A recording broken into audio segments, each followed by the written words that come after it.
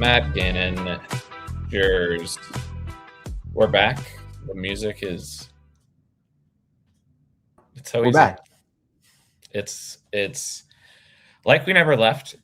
It has been a while though since we got behind the microphones. You've been behind the microphone on a near daily basis, but first time for me in a while. First time together in a while. I believe the Masters would have been the last time we potted, but this isn't the first time that we have chatted in depth this week because another event that hasn't happened in a while took place this week. First dual boot since Royal Ports. Yeah, I think it's been since the Open. It's been a while. What's that? It's July, almost a full year. Almost a full year. That's not good. But it was solved. It was On solved. Monday. You got back cleanly. Do you want to like this? Is, first of all, shout out the listeners. Probably a lot of longtime listeners here coming back for a one-off pod. New listeners, shout out as well. We don't know where this pod will go. We were at the course yesterday, got a solid day's work in, had some time for more analysis today, but we also haven't potted since the Masters. Rory McIlroy won the Masters. Aaron Rai won the PGA. Alex Smalley showed that he's the best golfer of all time. So this could go in any direction. But do you want to start by airing any grievances that you may have with the logistics at Shinnecock Hills? Yeah, I wouldn't say there's real grievances. I feel like you know what you're getting yourself set up for. As someone who did go to Kiowa back when Phil won, I know like golf courses in island areas are not really easy to get to. So, I mean, you give a little bit of a rundown on the train situation because I feel like that's going to be the more general conception of how people are going to get there. I took the shuttle. It was about an hour from the golf course, and the bus drivers didn't necessarily know the routing yet because they're taking us back out east a little bit or back out west to go east to avoid specific highways. Not really sure why, but that was only Monday. I think that's going to be all soiled in as the weekend goes by. But how was your train situation? Because we didn't talk after you got off of it yesterday. The train was smooth. My concern with the train is what happens because we went on Monday.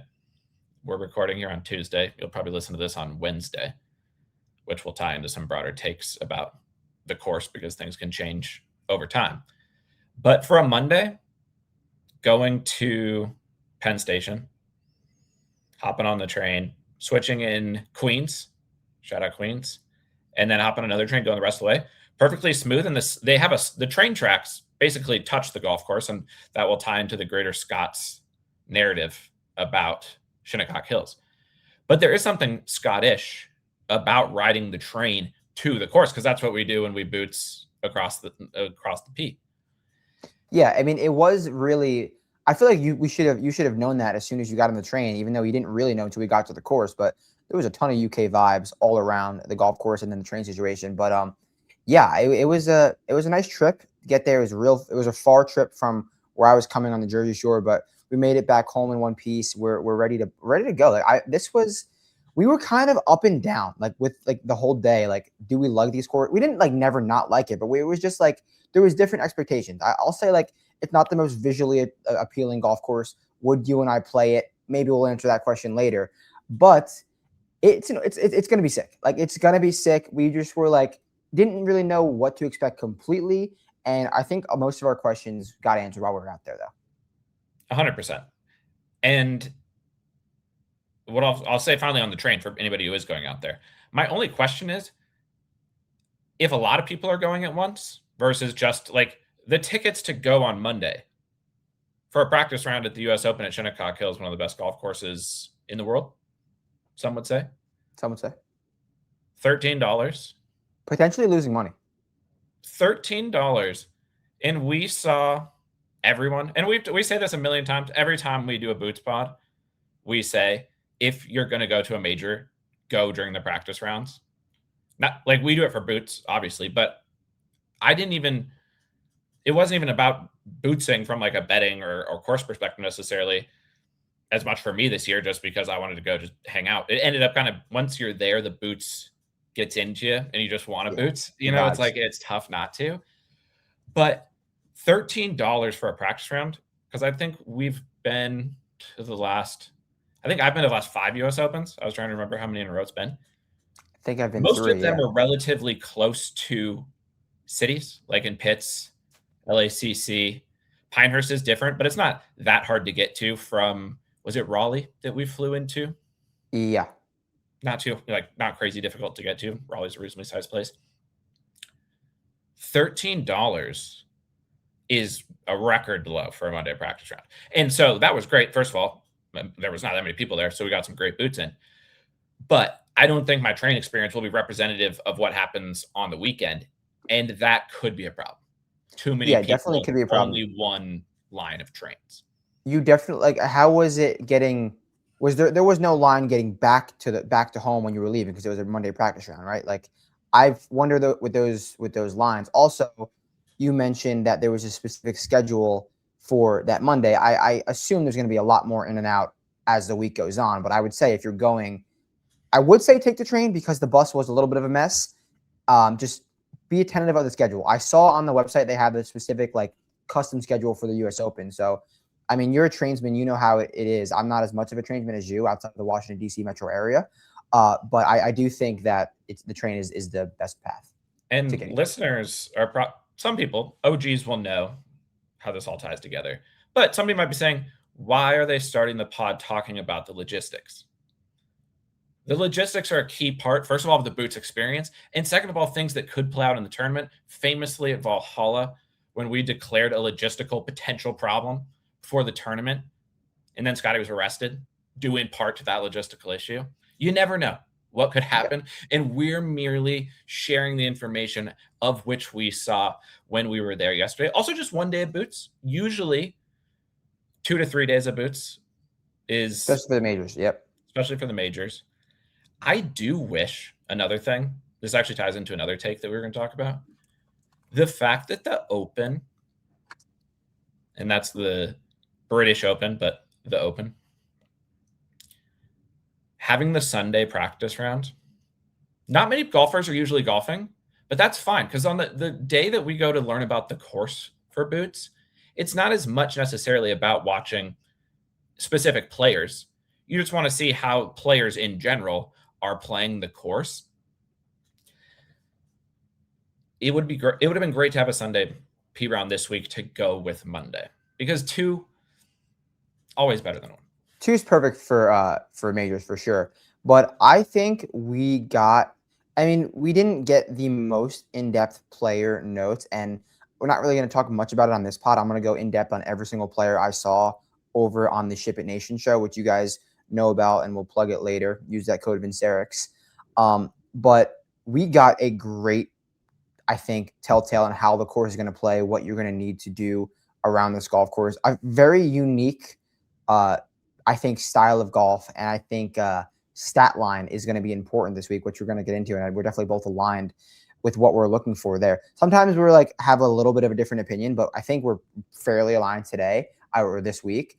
So that's going to be really fun. And I think that one day of what we got yesterday was, we were there for a while, so we got a lot.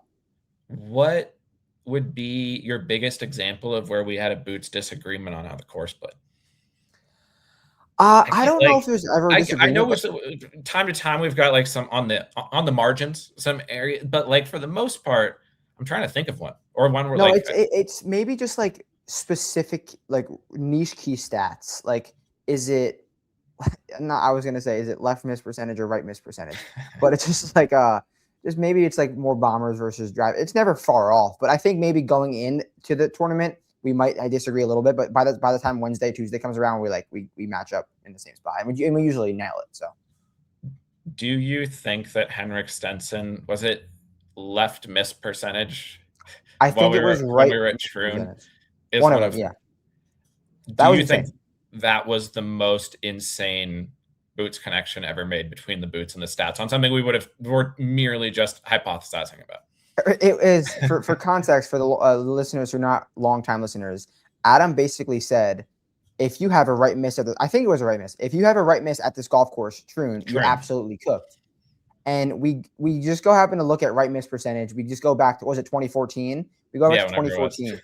when Stenson won at Troon, and he was first in right miss percentage, which means like he had it the least, and it was just on tour that season, like not just in the event, but like on tour that season. And yeah, it was right miss because Troon has the center column where you go down and back, so the left is always safe. The front nine's the ocean. Which actually ties into my first Shinnecock observation. Is Troon in our top 3 courses that we've ever been to? Yeah, Troon is definitely top 3. 100%. One of the sternest examinations and most proper and ethical examinations in major history. It might not get more ethical than Troon. Like actually, no. Even on a calm day too. And the stats back it up because if you remember, the all greenest of green guy won at Troon. Like it doesn't get more ethical than that. Tell people what all green Xander means. Have we ever given the full definition? Like we say it all the time. We've never released the dictionary before, but I share the dictionary to a lot of people. If you want it, shoot me a DM, the Vincerix dictionary. The all green Xander or all green just means a golfer who gains strokes consistently in every major category: off the tee, approach, around the green, and putting. Xander Schauffele used to do that in his sleep. Obviously, the last year and a half, he's been a little bit up and down in his full game. But all green Xander, all green Tommy, just golfers that just do it week in, week out, just not gaining, not spiking for 8 strokes on approach, 8 strokes putting, just like steady across the board greenage. So that is what all green is. Yeah. Consistency and solid play combined. And Xander, all green Xander, playing like that, famously won at Troon. And we've had it when we were there, we sensed something extraordinarily special. And we've talked about Troon many times on this pod. And then after the tournament, Xander wins. I'm going to give you the finishing position of the top 6 and what they were tee to green that week. Ethical, proper test. And all of these players I'm going to list, not only were they all going to be in the top 7 tee to green, they all were in the top 20 putting. Just an all green examination of do you have it or do you not. Xander wins. He was first tee to green. Billy was T2, second tee to green. Justin Rose was T2, fourth tee to green. Also, dog level, extraordinarily high amongst those players. Thristy Law, 6th tee to green. Russell Henley, 5th tee to green. And Shane Lowry, 7th tee to green. So a proper examination, a true test. And part of that isn't just the design of the courses, it's the weather. But at Troon, down and back, front 9 down, back 9 back, whichever way the wind's going. If you're going into it, it's the hardest 9 you've ever golfed before. And if you're going down, you're just trying not to drive it over the green every single time. And on some holes, there's 280-yard par 3s into the wind, and only Si Woo can ace them. That's not how it's set up at Shinnecock. Tell the people about how the design of the course adds to the overarching theme of wind is going to be a problem. This is an important topic. And I'll also note, as someone who is blessed enough to go to a lot of golf courses around the world and do it on a weekly basis nearly, this was 100% the most difficult routing I've ever seen. You were confused. How many times did you ask me what hole are we on? And to be fair, I had gotten there a few hours earlier, so I had familiarized myself. But it was probably a dozen times where you just... Yeah, especially in that 3-4 area where in that back corner, and then the par 3 is like 7 coming right back. 7. How special? I don't like to look at anything before I go to the booth, so I need to look at an overhead of like the holes. But the routing is quite insane. And to tie in with what Adam was saying, there's no down and back. There's no wind direction that's going to make X holes play easy. I mean, there will. X holes play easier, but all of these holes zigzag. They're across. They go in every single direction of the compass. So there's no specific wind direction that's going to change really, really much. Like you said, your tweet today, the wind quantity is going to make a difference versus the direction, because it's every hole is different. You know that Dennis Rodman gif where he's like showing the ball, it's like woo woo with his arms. If you're listening to the pod so you can't see us, that's what I would imagine. And to your point,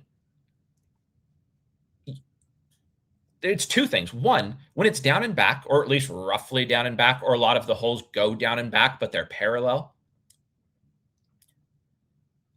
you're either hitting. When you're going all in one direction, even if it's crosswinds, you can get a feel for the crosswind. It's the same shot over and over and over again. Or you're going down and back. Okay, last time was off the right, now it's off the left. Or, oh, it's quartering here, but it's roughly the same, just like inverse of each other. The crosswinds, you're going to see a different wind almost every time you hit. Yeah, it's not gonna be easy.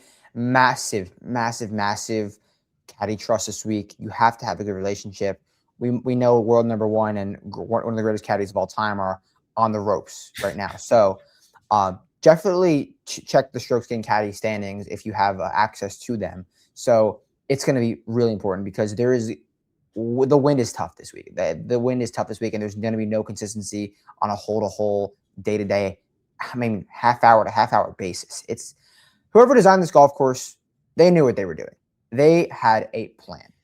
They had a plan. They were like, we know it's going to be windy here every day. Like, look where we are in the country. We're on an island. We're by the ocean. We're going to make this. You asked me who the designer architect was. Yes. When we were there. And it was William Flynn. Like I told you, he had some assistants over the years. CB got involved. Actually, CB, there's a lot going on here. I thought it was McDonald, but that's why I didn't want to say anything. But what I want to know is the OG, this guy, Willie Davis, in 1891. Yeah, see, I mean, we're never going to sell ourselves as golf course architects, savants. We'll give them their due when they deserve it. But the team that did this. We're less of historians. We're more of visual. We get there and we size it up. I'm trying to ask. Like, I'm not going to win a golf course architect trivia game. If you ask me, like, Angel Hidalgo facts, who's that 250 yards in the fairway, what ball do they hit, maybe I could give you that. Except for this week, the lighting was tough. Maybe our eyes weren't ready. A long weekend, but we were struggling to see who is that, because the viewing is not great, and we'll say that right now. The viewing isn't great. All right, we'll get to all these things. Who knows how long the pod goes? Who knows when we talk about what? Shout out to Skip Headers. Shout out the passionate listeners. We told you at the beginning of the year we wouldn't be potting often, but when we did, we will bring it with passion. We'll give you everything I got. I've got the background of the OG designer of Shinnecock Hills, Willie Davis, who first got his hands on the property in 1891. When we were there, and all this will tie together to like how the course might play, we were feeling Scots while we were there. And as you said, when we got there, I got there a couple hours before you. I was texting you. Famous text, green softer than pebble in January. So good. We should get that on the shirt. Green we really should. And also wind pumping. Like, it was pretty obvious early on what some of the theme was going to be. The wind's pumping and the greens are soft. And we started on the back nine. And the back nine's hilly. You're going up and down. A lot of stuff going on. The front nine is flatter, much more like a links. And apparently that's because it was set up half and half. Again, we're not historians, so I'll probably say something incorrect. But as the day went on, as we started to get a sense of what we were feeling, we were calibrating in the boots, we were feeling Scots. And I turned to you next to the third hole, and I said, these people know Scots who made this course. They have to. They just have to. And not only do they have to know it, they have to have seen it up close, come to America, and gone, America needs something bigger and bolder than just the links that we have over here. And if you're a links loyalist and you're from Scots, I am too. I'm not saying this as a negative against Scots. We're Scotsmen. But this was just a grander links. Long story short, Willie Davis was a Scottish-born professional jurist in 1861. I mean, like, you can't just. I'm happy we didn't know that going like at the course, and you finding it out on the pod. It all makes sense. And then National Golf Links built right next to it, and we hear American links all the time. Like, X course is going to play like links. It's rarely ever true. There's a few, maybe it's small. Never true. Never true. This is as close as you can get for people who have been overseas the last 2 years, see a ton of great or not great links courses. This is as comparable as it gets, would you say? So I think they actually asked Scotty. Do you consider Scotty a Linksman? I don't, because I don't count Royal Ports as a true links test, so it's a no for me. Do you consider Scotty a Linksman? Just he has the open. I don't consider him a linksman yet, but I consider him having the driver around the green skill set to be a linksman, and I think he will contend in a links event, whether it's this week or not. I do think he could be, but he hasn't proven to be yet. I know you disagree with me there. Unethical. I honestly, as you were talking, I was looking up CB McDonald. He studied in St. Andrews. I mean, it makes too much sense. Oh my god. ChatGPT, unbiased. I just gave it a name and I said, tell me about CB McDonald. It literally says while he was in Scotland, while he was in St. Andrews studying, he became obsessed with bringing the strategic principles of British golf to America. You can't write this stuff, because you asked me when I turned and I said, this is giving me Scots vibe, but this is Scots. This is Americanized Scots. And you said they have to be from Scots. We didn't know. It's more from Scots than we could have ever imagined. It's just pure. And you go back to the train. It's just like, and like we said, we're not going back this weekend, but if the cut or if the lead is +7 going into the weekend, we will make it back for the weekend. If the lead is +7, we don't think it'll get there because it is softer than Pebble in January. But if some reason they're like, you know what, we're just going to not water the rest of the week, and the rain doesn't come in, +7 could be in the cards. Could be in the cards. And it's not like, first of all, on that point, before we forget, how much would you pay to be at Shinnecock when they lose the golf course? Like if you could predict the future and I told you like, hey, on Saturday that they're going to lose it. They're going to lose it. Guys are going to be crying. Like somebody might punch somebody. They're going to lose the course. You could witness it after what we saw with the softest greens in US Open history. And we'll get to the fact that we're not saying that's going to make it easy. Nothing is going to be easy at all. But if you could know that they were going to lose it, as they allegedly did in 2018 and have previously, how hard would you fight to be there? I mean, it's not. We were at the site of the crime. Like we were at the site of the crime of the ZJ quote. Like we saw it, and we were like, I could see it now. I understand how this could be the case, and they are doing everything in their power to not let that happen. And I saw a tweet, or it was in reply to the Rory quotes, that the members say like they water this golf course 2 p.m. every single day, no matter what. Because if it, like, Adam's not kidding when he's saying softer than Pebble in January. Maybe not the softest like golf course in the world, but it's on a scale of 1 to 10, soft, 10 being soft, it's probably a 7.5, 8. Like it's soft. So they have no choice. If it gets to a 5, even you can't even come close to breaking par. It's impossible. It's not just so. And what we're talking about here is that where Scott's is very much a links is off the tee. It feels a lot like a links off the tee. If you get going, like if you get the ball up in the wind and you got too much curve on your ball, that's not going to work on the links, and it's not going to work at Shinnecock Hills. It's simply not. But if you can hit it relatively low and flat and straight off of the tee, you're good, because the fairways are pretty wide. But if you're not, you're ending up in a bunker where you can't really go for the green. They're not like pot bunkers like they are in Scotland, but you don't want to be in them because it's really going to make it tough to hit the green. The rough is sandy zones of uncertainty from Pinehurst mixed with deep fescue. But then also if you spray it too far, because this is the biggest land that's ever had a golf course before, which again, probably not true at all. Just feels that way when you're there. Massive gap between the holes. That's like Scott's. What isn't are the greens, because some of these greens are the craziest greens you've ever seen.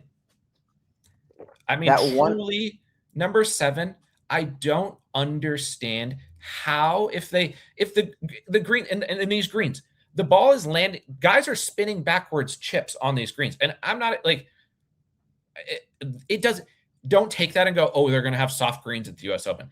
They have to at least be somewhat soft, especially on Monday. This will probably evolve. It's already Tuesday, Wednesday. Who knows how much rain is going to fall? If they're any faster at all, there's nowhere to put the pin. You would have to put the pin off the green like it's a winter rules, and you have to have a separate pin from the green. I think that would be the only way you could actually finish the round if the winds were blowing 30 miles an hour. At Oakmont, you could finish the round. You might shoot 90, but you would finish. I genuinely don't think you could finish. You couldn't. I remember the quote I said when we looked at the 7 green. It's on a 45-degree. It's slanted like this. And I took a picture of it, and I said to Adam, usually pictures of slopes and undulations don't do anything justice. But I took one, and we both were like, this kind of does it justice. And like, obviously it's amplified more in person, but you could really see. I could see if I could pull it up and show the camera, but you can really see the slope. And there was Jordan Spieth hit one of the best shots you could have ever hit. It landed next to the hole. Was it Jordan or was it someone hit a great shot? Matty Schmidt, Flusher's favorite Flusher. Matty Schmidt hit a great shot, PGA champion.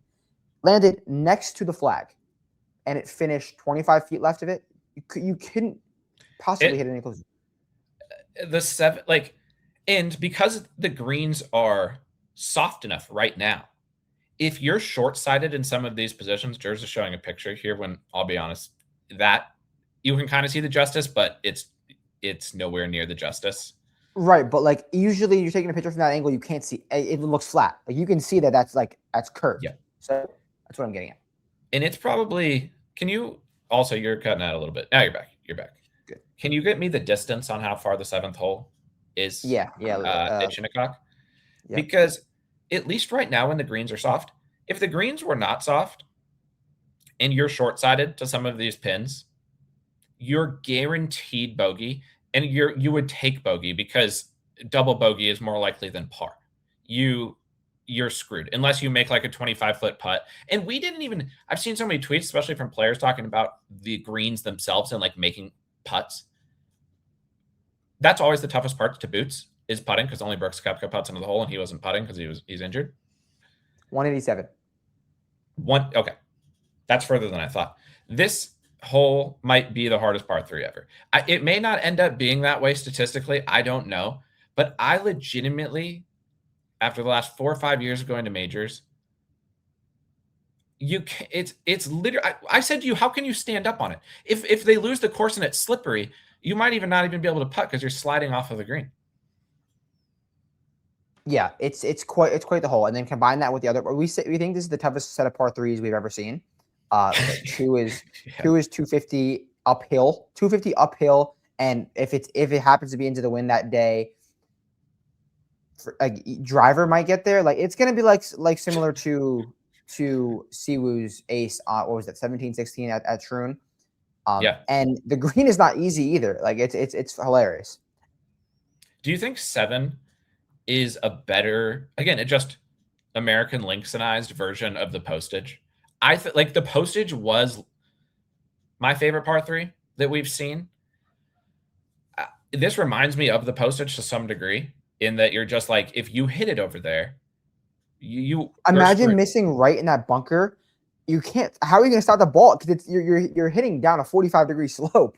Like you have to go like way back to the back of the green and hope it just like slopes back around towards the front or something. Like you're a cook. And also the reason we're not really doing a hole by hole, because each hole outside of the par 3s is very, very similar in terms of like ask you the same question. And I don't mean that as a dig at all. It's just, and the wind direction is going to change, or literally the wind direction is going to change daily, and length is going to change, quantity is going to change daily. So it's the same question repeatedly, and it's a very hard question. It's a very hard question to ask, and it's a different question because of the direction, because of the shot shaping that you're going to, or anti-shot shaping, just hitting it straight and doing it, avoiding these bunkers and stuff like that. It's a lot of the same stuff is what I'm getting at. And I guess to like tie that together, the par 3s are, so like you said, 2 literally might need to hit driver. Not a joke. That's a serious thing that may happen. Again, so the other thing I'll say is the USGA has gotten nicer over the years, and it was great to see Oakmont a firm and fearsome test last year. Shout out to the greenskeepers and the grounds crew at Oakmont. I just remembered something else that we'll need to talk about. I'm going to try to remember it and get to it in a second. That has to do Don't with, forget, you do that sometimes. and this has to do with the grass specifically. So if I forget, remind me to say something about the way the grass. grass is maintained. Shout out Oakmont. Oh, okay. I don't know where you're going with this, so. Now I've lost where I was even starting. All right, so go to the grass. What You're I talking will about say, Oakmont. You're talking about Oakmont. I know I was talking about Oakmont. What I was going to say about Oakmont, shout out. Oh, we're back. We're back. The problem is that the USGA has gotten a little bit nicer, but it was kind of nice to see them being mean last year. We've seen in practice at US Open boots that the players always practice from the tips. And a lot of these holes become absurd from the tips, especially depending on the wind. But sometimes once the tournament starts, the USGA will move these tees around to try not to completely bone the players. But theoretically on 2, you could have to hit a driver up the hill. 7, you could make double bogey from 10 feet next from the pin. If you're in the sand or like short-sided to the pin, you could be within 10 feet from your tee shot and easily make double bogey. Without a doubt. Without a doubt. 100%. 11 is short, but Rory hit 5-iron, one of the first shots I saw of the day. And we're not going to talk about all the players in detail because honestly, like we saw enough injuries. We'll talk about it on Chip and Nation, but like we're talking about the course things we saw. Rory, no one looked more comfortable in the wind than Rory. Rory looked like a man who has been out in the Hamptons for much of his adult life, living the dream, and has played a lot of golf in those conditions and cares about golf again and cares about winning at Shinnecock. And the man was swinging half speed legitimately. I was watching Rory. I was like, is he, whoa, that was weird. Because he's usually fucking lashing it. Like you see Rory in person, it's like seeing an explosion. I saw a video on Twitter today too, and that confirmed he swung like 70% too. It looked like he was just calm swings, like exactly what you said. And I actually went into the day with Rory as my like live fave, and I think I would make him live fave based on what I saw, but I don't think I can bet him just because. And this ties into, like we just said about 7, 11, you get above the hole. You look at the videos online. The greens are slow right now. And those videos you're seeing online are with the slow greens. That's why if they ever lost the course, I would cancel all plans, sell everything I own to get a ticket. If you could tell me in advance that on Saturday or Sunday, they're going to lose the course, because watching these guys literally be on a hole where like you might not finish if you were a normal golfer, but they have to, except Phil Mickelson didn't. That's why he did it. That's why Phil Mickelson, literally one of the greatest golfers of all time, literally slapped the ball moving on the green because he knew he may never finish. We're saying this stuff and it's happened before, and it's what it is. It's truly insane. There aren't many golf courses that we like get so crazy for. This is surely one of them. And Adam was not missing this boots. I know he's been not in the boots world recently, but although we've been up and down, I think we're very in on Shinnecock. I do need to ask you a question. One, like, is it ethical? Is it an ethical golf course? Because you and Hunter Vincerix have a good gauge on if a golf course is ethical or not. This actually works perfectly because we haven't talked much of what's happened in golf between so far on the pod. We kind of jumped right into Shinnecock, and we'll get back to it.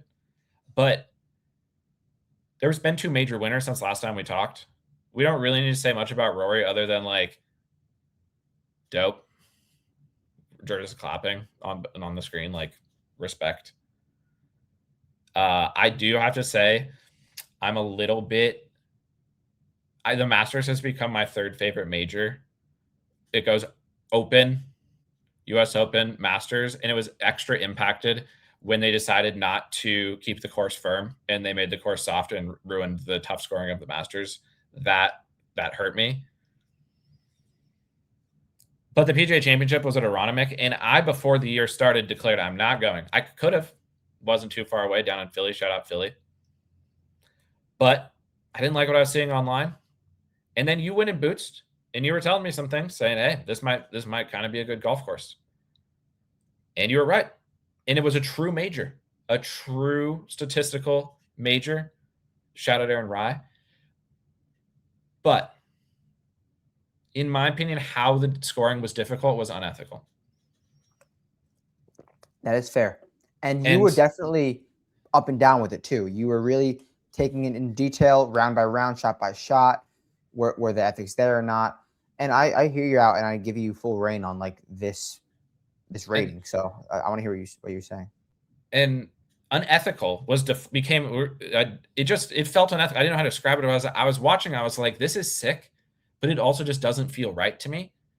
And it was tough because I had said I don't like this course. So I was already pre-biased against it for largely no reason. And then I'm watching. I'm like, this should be what I want. The scoring's low, or like high, however you want to say that, but it's difficult. But it was a lot of wedges hit to pins that were placed in literally impossible to get to spots. It was not possible to hit good shots. I didn't feel like great shots were being ethically rewarded as the way to test. But all that to being said, if you're testing, and that's a plus for me. But that's how you end up with Aaron Rye winning, gaining 7.5 putting, Alex Smalley gaining 1 million putting. Putting became a huge part of it because you couldn't really get rewarded for tee to green. It wasn't like the most unethical golf course that exists, but it probably No. like on a scale of 1 to 10, like unethical 1 being Vedanta Vallarta and unethical 10 being Royal Troon. What would you call it? Like a 4, like a 4.5? It wasn't like the worst thing in the world. It was just like more on the unethical side than not. Yeah, if a 10 is 10 is Troon, 1 is Vedanta. And it was also par manipulation with the long par fives that were tough. And they always put the pin in a ridiculous spot on the second par five where it made it like really, really hard. But hey, -9 winner. That's a major. That's good. Shout out Aaron Rye. That was beautiful to see. But I was hoping that Shinnecock would be as ethical as hoped, because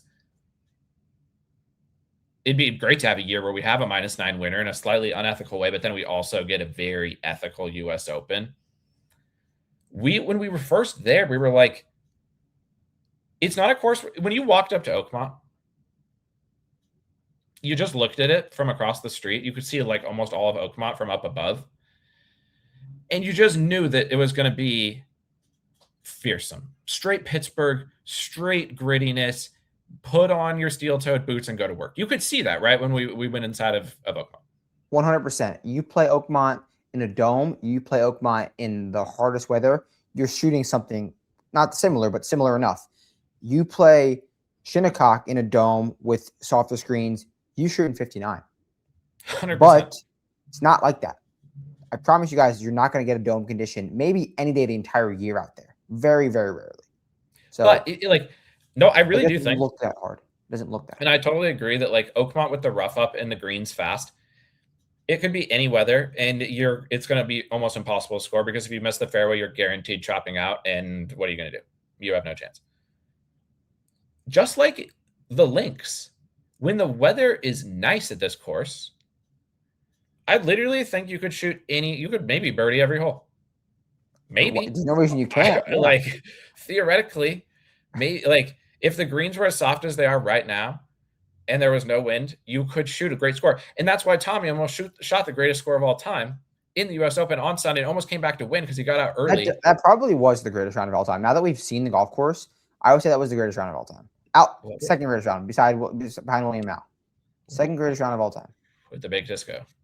Yeah. Because that's baked conditions. When you get the good wave is how you can get a miracle comeback. And it makes sense at Shinnecock, again, how you could lose the course. They have to be as soft as Pebble in January right now, because by the afternoon, and it was also changing throughout the day, which is another thing that I feel like when we go to the links and we're bootsing, we're talking about the whole day. We're like, whoa, that's a little bit different than it was, an hour ago. Like we have a slightly different feeling of how the course is going to play. Because once the sun hits it and it's built on sand, just like real links courses over in Scotts, the ground dries up quickly. And these greens, unlike links, and why it's so sick, are elevated with slope on them. I asked you on the ninth hole. The ninth hole is like in the sky. The green is in the fairways down below. If the wind's blowing into you, I don't know how you hit it up the hill. Like, I really don't know. Yeah, at first when you said that, I was like, I forgot what hole it was. Then I remember it was like you pointed that way, and this hole is like a full tower from the fairway. It's so high up. Like I don't know how you're gonna hit it up there if the wind's blowing into you. So you're gonna see if it was even a little bit firm, it would be maybe the greatest rejection in the history of rejections. Like think of 13 at Torrey Pines. Is that the par 5, 13 at Torrey Pines? Yep. But like, it's like twice as high. You can get a ball rolling down like 150 yards. And it's like the thing about the greens being elevated or you teeing off elevated, like some holes tee off elevated, sometimes the green's above you. We saw so many guys hitting from 175 yards to 200 plus. Like the other thing about links is, and why I think some of the, people are going to look up like best golfers in the wind or look at like, open courses. And there's going to be useful information there for sure. A lot of times you're hitting shorter irons or wedges, and the penalty for missing at the open, not terrible. Usually you end up in a bunker next to the green, or you got to like putt it up. It's pretty easy to get up and down around a lot of the greens at the open because you can keep the ball on the ground. You can't keep the ball on the ground here. How is it impossible? And the slope of the greens so the penalty for missing is absurd on almost every hole. I can think of like maybe a couple holes where if you miss, it doesn't matter. They're hitting from 200 yards out into these winds, which no matter which direction it's coming from, it has just enough sideways in it that from 200 out, the ball's getting caught up in the wind. And if it's off by 5 degrees or like a tiny amount, it's missing, and every miss is screwed. And that's that's the sickness of it. Yeah, like if you're missing the center of the club face and just hitting the wind in the wrong spot, you're so cooked. Like golfers who are gonna play well in these conditions, I think, who don't miss center of the club face. Tommy Fleetwood, John Parry, Tom Hoagie. Those are just 3 guys that just come to my mind. Just hit the center of the club face every single time. You have to flush. So if you're missing, your ball spinning a little bit to the right and it's a left to right wind, you're 50 yards offline. And if you're hitting downhill, you're 75. Like you're so far offline in these conditions. It's genuinely insane. And so that's where I think there's not a lot of stats that will explain to you who's going to be able to flush. You need to be a flusher of the long irons first and foremost. Like I wouldn't worry that much about the trajectory and shit like that when you're hitting from so far back. We saw the key thing, and this is why I think Rory, for example, looks so good, and the guys who are comfortable in the wind and have just played in it a lot at all sorts of different courses and experienced, that leaderboard we just listed off at Troon, for example, Billy, Justin Rose, Shane Lowry, Xander is all green, Xander cool as you want, like major specialists, like guys who have been there. They swing slower with their long irons into the wind. They'll hit an extra club or 2 into the wind. We saw Scotty do it. He great flighter of long irons into the wind. The guys who look like they didn't know what they were doing, they're swinging so fast with their long irons to try to cancel it out. And because of that, it's putting so much more spin on the ball. And they were missing, they weren't bad shots, but they were getting so boned every time that it's more about knowing you're going to miss. You're going to miss. It's almost impossible on some of these greens from 200 yards out into a crosswind or side wind or a headwind to hit the green. It literally can't. In the misses, almost every single spot is terrible. So you have to choose where you want to miss and have a narrow enough dispersion with those long clubs to end up within that sphere. Because if you have a wild miss with your long irons, over. Double bogey, guaranteed. Yeah, that's such a great way to point. You already pointed Rory hitting a 5 iron from 155, 175 yards. Obviously, that's a lot of club for that distance, but he's clubbing up for the wins.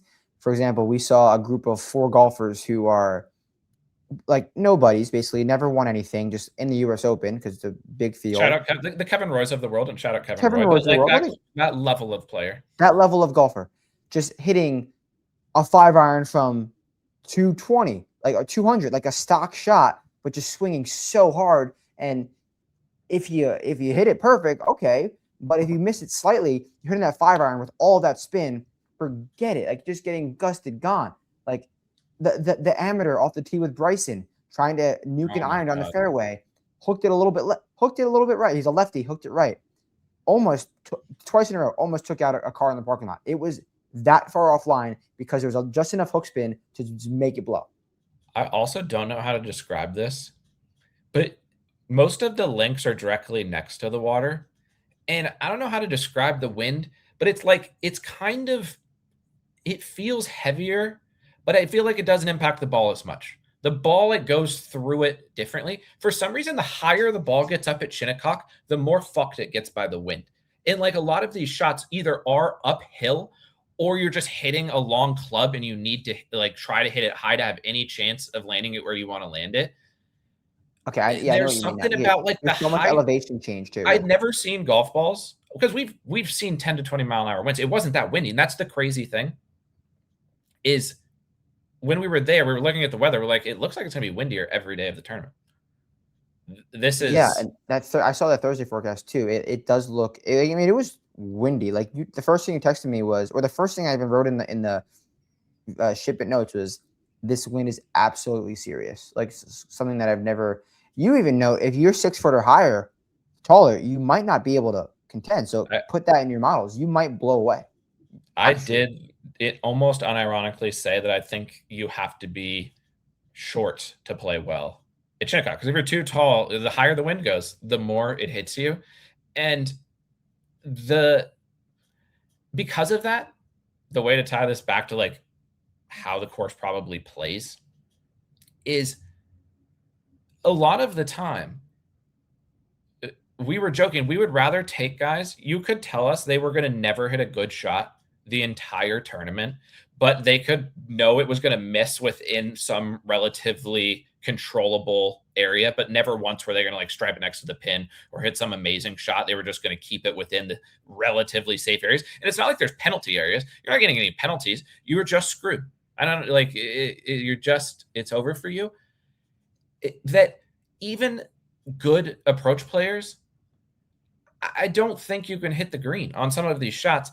And that's with the green soft right now. We saw I can't think of a time, Oakmont would have to be it, but it was different because guys were just in the rough getting their arms broken. We saw what, 10% of shots hit the green? Maybe.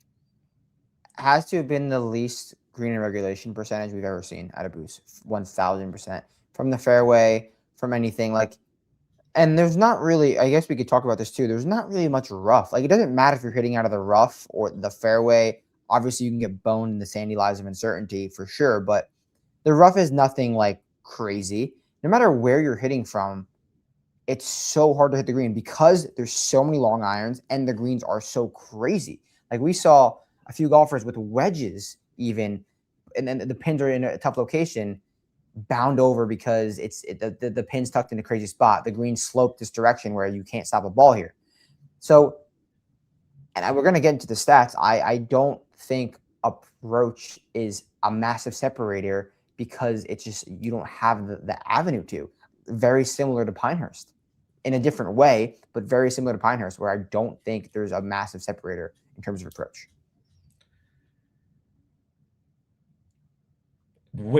What is your current U.S. Open course ranking? What do you have higher between Pine, Oakmont, and Shinnecock based on what we know so far? And this could, well, the tournament will happen, and this could obviously change. But where do you stand on that? So, I think we did such a good job handicapping Pinehurst, like because it was kind of different than the general consensus. Like we kind of nailed that. I would say Pine's up there right now. Oakmont was just so sick because it was like pure brutality. It was like you know what you're going in, you know what you're going into. Like, you're entering the mosh pit. If your ball's in a puddle, hit it. We don't give a fuck. Yeah, you have to lead with the U.S. Open and your ball's underwater in the fairway. Tough. Yeah, big deal. So, but that ties to what I was going to say about Oakmont. Actually, finish what you're going to say. Sorry. I'm going to say, like, Oakmont was just pure brutality. But so I would rank it maybe Pine, then Shinny because it's so sick, and Oakmont. But the bars, like, they're all so high. So high. I agree with that. And what I was going to say was, at Oakmont, like, even if the USGA didn't want to make it insane, they couldn't have stopped the grounds crew. The grounds crew was carrying lawnmowers above their head. Like, they were going to be committed to making it be what it is. Shinnecock, it's like, I didn't see anybody doing any maintenance. We saw some guys watering the green on a couple holes, but like, it's Scott's also in the sense that, like, not a big clubhouse, nice clubhouse, but it's just there. Like, It's true, legitimate golf. And as part of that, another reason we don't know as much about the rough, we didn't see anybody hitting out of the. I've never seen fewer people hitting out of the rough. We didn't see a lot of guys driving it into the rough, but it wasn't Valhalla where everybody was striping it down the middle. Like you can hit it off the fairway. We saw some bad drives. Like you get the ball spinning in this wind. You're not a pure striker. Doesn't matter. You're Taylor Montgomery. Like we saw Taylor Montgomery hit one safety hazard. Like I hope everybody's okay from that tee shot. So, and then we saw an amateur lefty off the tee on 10 hooking it like OB on every hole. But the reason we didn't see that was because everywhere at Shinnecock are signs that say, stay away, ticks are here, be careful, it's not safe. So guys aren't practicing out of the rough, in my opinion, because they're like, fuck, I don't want to go in there. But they're going to have to in the tournament. Do you think the ticks will come into play in this event? They have to come into play. Like I have this picture on the screen. Will there be someone withdrawing because they have a tick bite? They saw one in their sock overnight and they get scared off. They have a little bit of infection. If it happens, I wouldn't be that surprised. I really wouldn't. Honestly, So. like it was kind of scary. Like because we are always trying to boost as hard as we can. Sometimes you got to cut across, through areas. Usually, if we were in Scots, for example, we're talking about the like hay kind of grass that like comes up probably about knee height. We're not scared to barrel through it. Yeah. No, not thick, like not bad. Mosey on through. This had, and then there were some areas that were more trampled down, but you'd have to go out of your way to get to them. But the sign said, "Don't go anywhere." There's ticks. The guy at where some guy told you about the ticks. Yeah, the first thing I did when I parked, I got out of the car, and he was like, "Watch out for the ticks." I was like, "All right." Like I thought he was just joking, and then we go there and we see signs, ticks on the golf course. Be careful, and that's going to be, I think, a tough thing for the fans because, like I said, the viewing and the walking isn't the easiest, and there's a lot of hills. There will be an injury. I can promise you that. Hope there's not. Hope you guys are okay. Someone will get hurt, and I hope you guys make them safe afterwards.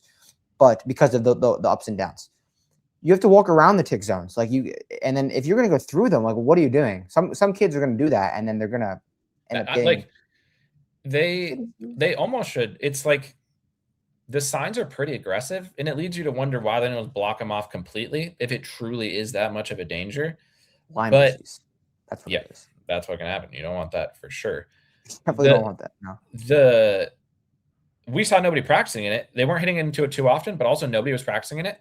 So that was just, again, an odd boots thing. So we don't really know how the ball comes out of the rough. The guys we saw in it almost is a positive because then you can just hit it up in front of the green. And like being in front of the green is almost always the best spot to be. Everyone was coming up short. No one wants to go long. And the other thing is, okay, now nobody wants to go long and the greens are softer. So guys are landing it on the front and rolling it back or landing it just on the front. And now they're, miles away from the pin. So just because they're soft, it actually then becomes a different problem that you can't bounce the ball up because that would help in a lot of cases, being able to bounce the ball up. When it's wet, you can't bounce it up. So now it's a different problem, but it's still a problem. Out of the rough, you can just kind of knock it up in front and chip it. So we don't really even know how the rest is going to play. And then the other thing that we saw that we didn't see hardly ever at all was so many guys chipping and putting only on a Monday. We've seen guys chip and putt only, usually on a Wednesday. Usually you've seen the course a lot, you chip and putt only, most likely because of the wind direction. And I saw actually some reports saying that. But it was crazy that guys weren't practicing in the wind in general to just feel it no matter which way it's coming. As we've talked about, it doesn't really matter. Get used to playing these conditions. Scotty was, Rory was, John Rahm was, but basically every other player, not every other player, but a good chunk, we're just chipping and putting. Another thing that was extremely rare at a Boots experience. Yeah, I think, and usually we kind of take that as a negative, but I think that everyone knows no matter how well you're hitting it here, you're going to have to get up and down. You are going to have to get up and down at a historic rate. Like, it's going to be, this is the most around the green biased event around the green in relation to success I've ever seen by far. And like we know sometimes we're like, all right, increase around the green this week. You got to get up and down. This might be pure around the green. Like you can hit it like shit. Cam Smith should play very well here. Is he in the field? Yeah, of course, right? He is in the field. And what I think is interesting, getting into like which stats will matter, because And I'm actually going to say I've thought about it now because I saw today that there was like super long waits on like every tee, and that like it was, as usually the US Open, the practice rounds are like super backed up. Everybody's out there. It's foursomes. Like the fairways are littered with people. It was not like that at all yesterday. Like, but the fact that Scotty, Rory, Rom, Bryce, and all these top players were actually playing a legit 9 holes, and a bunch of these, you know, I'm not going to necessarily roll people under the bus, but guys who haven't, yeah, guys that aren't one of the top 3 golfers in the world, they're only chipping and putting. Like, I'm going to lean towards the preparation of the top 3 players in the world. And that's why also I think they may have just given up. They may just know that they have no chance and they're just there to hang out. Also possible. Yeah, like why just play 7 days of brutal golf if we just like we can't do this here. It's not Yeah. gonna work. Like, It's not gonna, if you're not a win, I said if you're not a winsman, don't even tee it up. They know. Like, there's a lot going on in the city this week. You have a chance to go catch a World Cup game. You're there. Like, why even show up? Makes the cut. I mean, I don't know who's playing in New York this week, but there's a lot of national people in this field. It's the U.S. Open, so go watch your country play at MetLife. I'm sure can schedule it for sure. And what was interesting about the fact that we think around the greens is so important is I dialed up for the first time this whole year. I've been using it a lot of work, but hadn't applied it to much golf stuff. I got clogged, spun up, running some numbers through. I'm excited to hear these results. And it was just a coincidence. I was like, what's the wind forecast? I gave it some wind data. I said, what's the wind forecast is this year versus 2018? Because when all the things that we've said so far, it's all based on the wind. If there's no wind, find the guy who's got approach and putting, and they'll birdie every hole. Drive it okay, just keep it on the course. And actually, there's so many things here. I'll tie it all together, hopefully. Rusty potting, it's 2 months of no potting. You got data, Claude's got numbers in front of me. It's tough, but I'll try my best here. I wanted to see how it stacked up. It turned out coincidentally that the wind on Thursday in 2018 was also the windiest day, almost as windy as it's going to be this Thursday. And then Friday was a little bit lower. Saturday was a little bit higher than Friday. And then Sunday was the lowest, the exact same that it's supposed to be this week. And the scoring averages corresponded to the windiest days. Thursday was most difficult. Saturday, second most. Friday was third most. And then Sunday was easiest.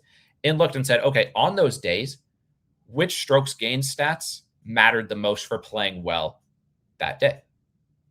On the windiest day, Thursday of last year, strokes gained around the green was tied with strokes gained putting as the second most important stat, just behind approach. But approach is, oftentimes more important on average than putting. Versus on the least windy day, Sunday, strokes gained around the green was the least important stat of the day. Tying into the fact that when it's windy, you cannot hit the greens. However, interestingly then, on average for the whole week, strokes gained around the green was third, but well behind approach and putting still, even with a relatively matching level of wind. But I think that having seen it, I still lean towards around the green being much more important this year than it was in 2018 because the greens are soft enough to actually have a chance of hitting a dope around the green shot. We saw terrible around the greens players. Shout out Nicholas Norgard Moeller. From similar spots of BSB Novak, a tremendous around the greens player. The difference between hitting a nippy little shot that ends up at 2 feet because of these greens, or even 5 feet, at least you have a good chance of making the putt. You can leave it on the right side of the hole, versus just not quite getting it to the right spot and it goes too short or too far, is on a knife's edge, but it's at least soft enough to do it. When they lose the course, as they did in 2018, especially over the weekend, how could you possibly chip it close? It'd be impossible. So it would then not matter. Yeah, and I also think that is a thing you just said about the stats is all going to be relative because there's going to be a few golfers who gain a ton of strokes on approach. Not that they're striping it. It's just because so many golfers are going to be like have 120 in from way left for their third shot on a par 4. Guys are just going to be off of so nowhere near the holes. Like if you're anywhere near the green, you're going to gain strokes on approach. Like So there's going to be golfers who are like managing their misses, just hitting it in the right spots to just have like, oh my God, he gained 7 strokes on approach this week. He must be striping it. Sure, he's striping it, but he's not putting it next to the hole every single time. He's just gaining because so many guys are just going to be all over the place. So I think that's why that's what's going to happen in terms of the stat wise. It could be approach still prospering, but the around the greens importance might not show up in the stats necessarily, but it's going to be more important than it's ever been. I think where, like, if I was guessing what the stats will be, and I guess this is one question. Every single day in these stats from 2018, distance and off the tee, actually distance every day was literally meaningless, like for the stats. Like it didn't factor in at all. Off the tee largely didn't matter except for the last day. Interestingly, the lowest wind day, which actually kind of makes sense because if the wind is down and you're nuking down the middle, then you have shorter irons and you can actually hit it close. The problem when it's windy is we were talking about this a lot, and this is why I think these stats are what they are, and I think will be the same this year with distance and off the tee. I think you need to be in the fairway most of the time, which isn't crazy hard to do, but you still need to hit good tee shots because, like, the wind, again, if you get too much curve, you're fucked.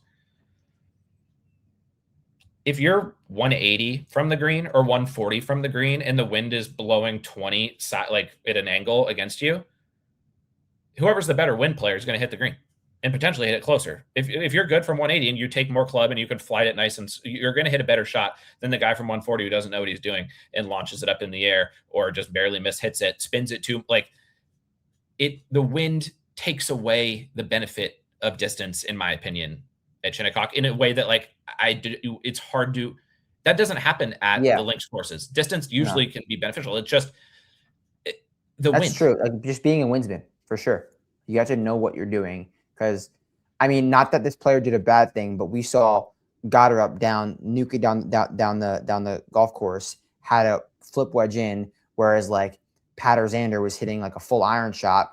And not that like either of these golfers hit bad shots, but Goddard, for example, hit his wedge shot so high. If he mishit that slightly, that's missing the green. Whereas Xander, flighted iron shot, they're hitting, they have a putt for bird 25, 30, 35 feet. Whereas Goddard, even though he was 60 yards closer, that wedge shot's so high with the elevated greens or downhill greens, you hit that slightly, you're cooked. So I totally agree with that. And I think so approach was most important. It's going to probably be most important, but this is what we're talking about. It's so hard to predict who could gain on approach. You have to be a windsman. That is first and foremost. And you have to be a windsman with your long irons, which you just don't see very often. We'll talk about a few guys here in a minute that I think kind of can do that. What I think around the greens goes up in importance, assuming that they don't lose the golf course, although I'm rooting for them to lose the golf course, and I'm there if they do. But what has been in these stats, what else was consistent every day with approach is putting. And without a doubt, you're going to need to putt. You're going to have to putt. Like it's both. We were talking about this when we were there. Like, it's not a ball striker's golf course in the sense that, like, that can only do so much for you. You also have to be a ball striker to play good at the course. But I turned to you and I said, is Denny in the field? Is Denny playing this week? Because Denny would finish top 10 at this course a vast majority of the time, in my opinion. This might be like the first time we've ever said, or anyone's ever said, it's not a ball striker's golf course, truly. And that's like a take that I'm willing to stand on, too, because you can ball strike the hell out of it. And the ball striking is you don't need to, but you're not going to get rewarded for striping tremendously. You can hit 18 greens here. You can hit 18 greens here and shoot one over, shoot even par. Whereas a golfer is hitting 9 greens, missing in the right spot, could shoot the same exact score. Like there's the ability to, like, if you hit 7 greens, but you make 5 birdie putts from like long range and you get up and down a ton, so and you shoot like 2 under, you could easily do that. Just like you could hit all 18 greens and shoot worse score than that. But at the same time, you have to be a ball striker, because if you're not, I don't know, you'll make 10s. Like if you're out of position, like you're making 10s. It's there's such a an unique golf course. baseline level I would say it's more of a flusher's golf course than a ball striker's golf course. That is, I couldn't have said it better myself. It is a flusher's track, not a ball striker's track. And if you know, you know. Yeah, If I you don't. know, you know. We should clip this specifically because I don't think that just came up in conversation. This is a flusher's golf course where you need to also basically have the skills of Cam Smith or Danny McCarthy. Tommy Fleetwood. Sadly. I turned to you. Who was the first golfer that I said to you, I have the feeling of this player? Tommy Fleetwood. You did. No, you did. I think this is the time where we just, like, after the pod, we can't mess around. $10, Tommy England parlay. We do it. Because I did turn to you right after seeing the 7th green, because I turned to you and I said, Jers, all that matters at this course is hitting it straight and flat.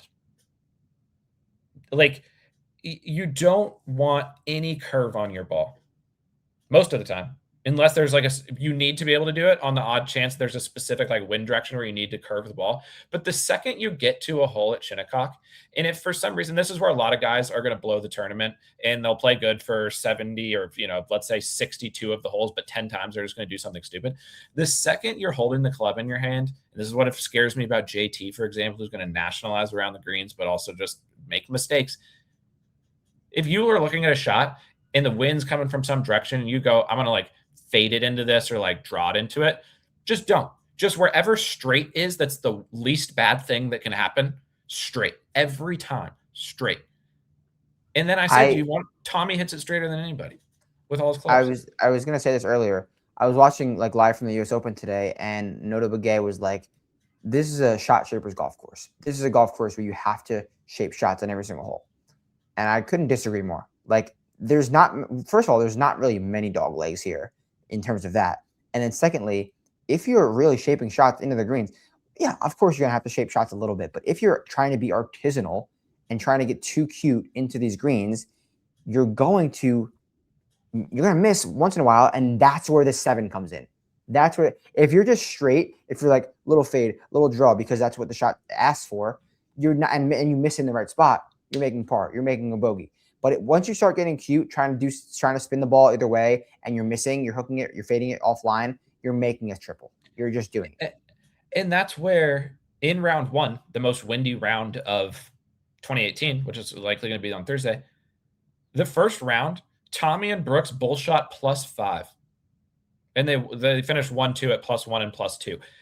A bogey, literally, it's people always say bogey won't hurt you in the US Open. Usually true, but in certain circumstances, it's not. This bogey will not. It's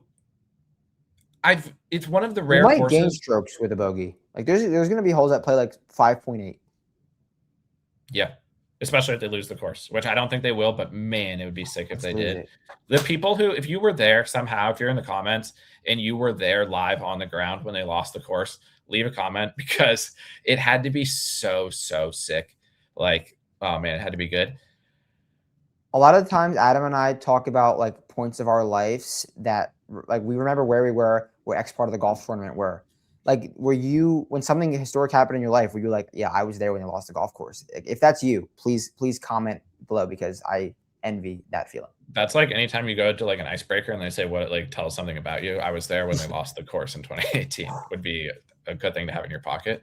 But that's where I genuinely think just hit it straight. Like, draw a straight line and find the, like, if you only have to hit it 30 yards, let's say you're honestly, like, if you're 120 out and you're thinking about doing something artisanal, I'd rather have you chip it halfway up to the green than try that shot, honestly. Yeah, because if you have like a straightforward 60-yard chip from the fairway, you can stop that ball on a dime, because these greens are softer than pebble in January. But if you are doing that 120 artisanal shot and you miss it over the green or it left in the rough, and you have to chip it down a 45-degree angle, what are you doing? You can't. I saw an unnamed amateur. We're not here to ever throw amateurs under the bus. I will say you were right. We mentioned earlier, it was so hard to see who people were. The light bouncing off the ground, like it was a tough visual. He came up shorter on an approach shot than any shot I've ever seen at Boots. Par 3, I think it's 17, another like 180 shot. the ball had to have gone 100 yards, and he flushed it. Like he was posing, and I was watching it in the air. I was like, that doesn't look like it's going very far. And where it landed, like I was like shocked. I was like, oh my god! I think I like shrieked out loud with like how short it was. He was playing in the same group as Hideki. Hideki striping beyond belief, not even coming close to landing on the green, not humanly possible. But where he ended up 100 yards short, he was in a better spot than Hideki.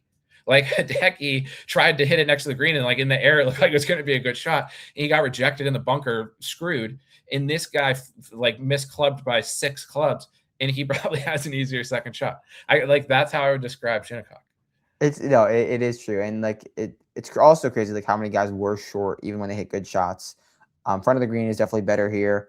A lot of back to front sloping greens, it seems. So, and if you're missing the right spot, you can get it up and down. You really can. Here's what I want to ask you. I'm going to give you a golfer, and you answer 2 things about them.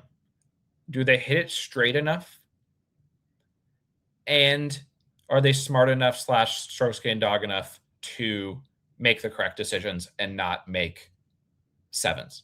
Because step 1, I think, of handicapping this tournament is thinking, will this guy make a 7? And if any inkling of you thinks, when you think about how this golfer golfs on a week in and week out basis, that they could be a 7 maker, which is usually just maybe a bogey or a double bogey at a normal tournament, but you see them doing stuff where you go, I don't know, man. I don't like this idea. You cannot bet them. You cannot put them on your DFS lineup. You should be putting them in a miscut parlay is what you should be doing with them. Yeah, okay. And I think the poster board for that child will get on a shirt. Justin Thomas on the back, 7 maker. We'll do that one. Shinnecock. Who's more of a 7 maker between Jocko and JT? JT. I agree. I'm gonna start at the top and just get. Does Scotty hit it straight enough, and will he make any 7s? No, and no. He doesn't hit it straight enough, but he won't make any 7s. He will banana slice it into the fairway every time. Like even on the holes that are wind straight off the left, he'll aim like Chris Wrighton did on the par 3, 75 yards left, and he'll have 240 into a par 4, but he'll hit it 220 and then chip it up and make a par. How much does Scotty gain around the greens? Historic amount. We didn't even see great things from Scotty, and like I'll give like a Scotty report right now, but I'm gonna go in player detail on the Ship It Nation show. We didn't see great things from Scotty, but he is going to do amazing things because I think what this golf course asks is what Scott is scrambling. Just keep your head in it, even though his head's not really been in it. He historically keeps his head in it and just stay the course, make your pars, make your bogeys, make your pars. He'll be fine. I have a Scotty take that I've been workshopping with you that I do actually think that Ted's lost his fastball. And I think that we talked about it after Pebble. I don't think he's fully lost it. I think he was throwing it 99.9 miles an hour on the edge, and now it's maybe 98. I agree with you. Usually works. But also, how many putts on the POA rattled? I think with Ted without his, I don't think Scotty makes. I agree with what you're saying. Doesn't hit it straight enough. Won't make any 7s. I feel less worried about Scotty, which is always a terrible thing to say. And you can get plus 600 on Scotty, which has not been available in quite some time. And he's Scotty Scheffler, and he will find a way to get the golf ball into the hole better than anybody and will be Scotty. It's just at the margins, if Teddy's lost his fastball a little bit, does Scotty do that this week? I don't think so. I don't feel much fear of Scotty, but you can be wrong on that in a blink of an eye and look like a moron. That's where I lean on Scotty. Where are you at on the Scotty train in general? My preseason pick for this was Scotty Scheffler to win the U.S. Open. I did not see great things from him. He did not look great recently in his last start, but the around the green stuff is just like he's gonna get everything up and down, and he's not gonna miss the wrong. How many shots from off the green does Scotty make this week over under? You'd almost rather him miss every green. I'm not even kidding. You almost by miss every green, miss in the right spot, which he's gonna do, because he'll chip like this is what back to the whole ethos of the golf course. If you're missing in the right spot and you are an amazing and around the green player, you're gonna have viral clips of the sauciest chips ever because it's softer than Pebble in January, and you're gonna that's how you're gonna play it. That's how you should play it. This is like the most around the green golf course in the entire world. So I think that's gonna happen. I was out, and now you're talking me back in. Oh, I'm talking myself back in. I will say a couple things. One, betting Scotty at plus 600, no problems with that. No qualms whatsoever, because that number has not been around for a while, and I've definitely bet Scotty at worse numbers than that. So no problems there. Pressure career Grand Slam. If he chipped, that's so he was saying. Well, yeah, I didn't listen. What did he say? Because I was thinking about that a lot of guys, when it comes to career Grand Slams, you don't just get the career Grand Slam in the blink of an eye. Nobody does that. Tiger Woods did it, but that's about it. Yeah. Scotty could get it this week. And he said, and it's easy in retrospect to look at a guy and go, oh, yeah, like it makes sense it took him so long. But in the moment, a lot of those guys where we were thinking would get the career Grand Slam relatively quickly. It's just hard to fucking do. He said he doesn't care about winning the career Grand Slam. Effectively, that's not a direct quote of what he said.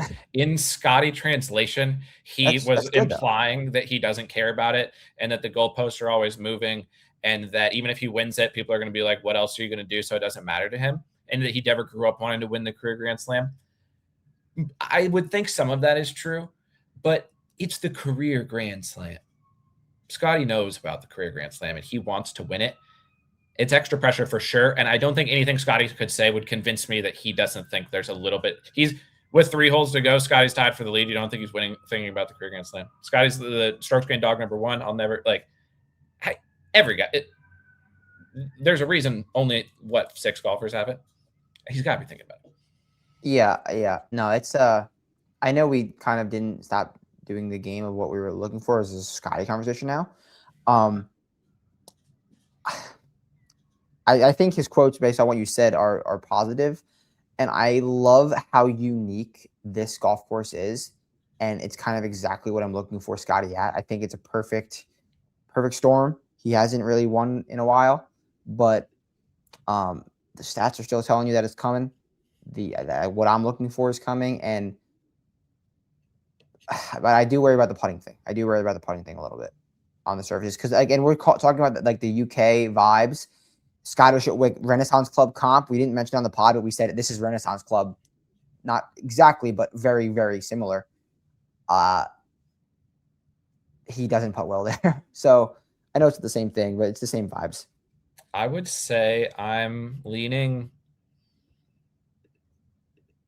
Hold on just a second. Let me pulling up one stat. I would say I'm Scotty stat. I'll be shocked if Scotty doesn't finish in the top 10, but I really don't think he's going to win. That's where that'll be my final Scotty position. Okay. I don't feel bad like betting against him. I'm not overly worried about it, but for all the reasons that you just said, this is the softer the greens, the better for Scotty too. Yeah, I like this because there's going to be a few guys who hit iron shots next to the hole. It's not going to happen often, but there's going to be guys who hit 5 to 10 iron shots over 72 holes within 10 feet. Will he be one of them? Probably. And if he makes those putts, if he makes those putts and avoids bogeys, I think -4 is going to win. Vegas has -2 or like -2.5 as the baseline. So can Scotty get to -4 around here? Probably. Is Rory a 7-maker? Rory's a 7-maker. I think Rory's a 7-maker, but he can make enough birdies to cancel it out. He's the only guy. Rory's the only 7-maker in the field who can still win. Okay, yeah, for sure. I agree with that. He is a 7-maker who can still win, and like he won the Masters chipping into the water, hitting into the water from like 30 yards twice. Like, yeah, he can do that. Plus 1,200 on Rory. Good number, bad number? Bad number. No, good number. Okay. I was going to say good number, and I'll say I came into the week leaning Rory. I've only placed one wager. I'm waiting. So after I gave Claude all the data, I gave it way more data, and it's working on this model.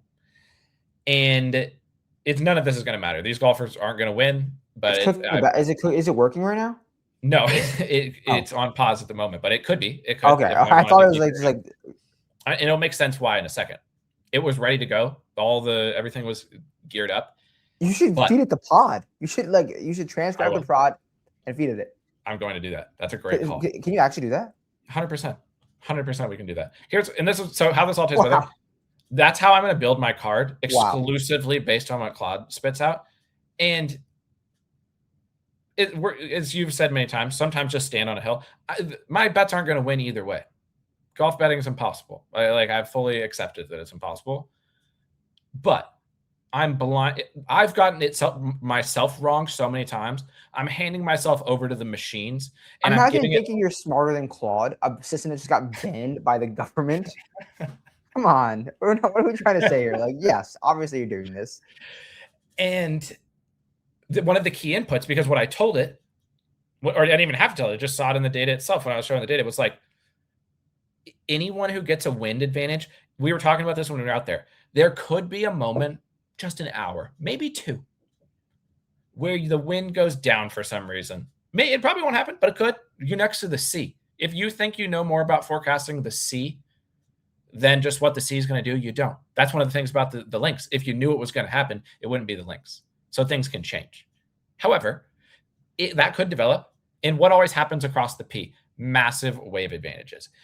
But sometimes not massive in like AM versus PM, but massive in that you luck boxed for like 2 hours at some specific time.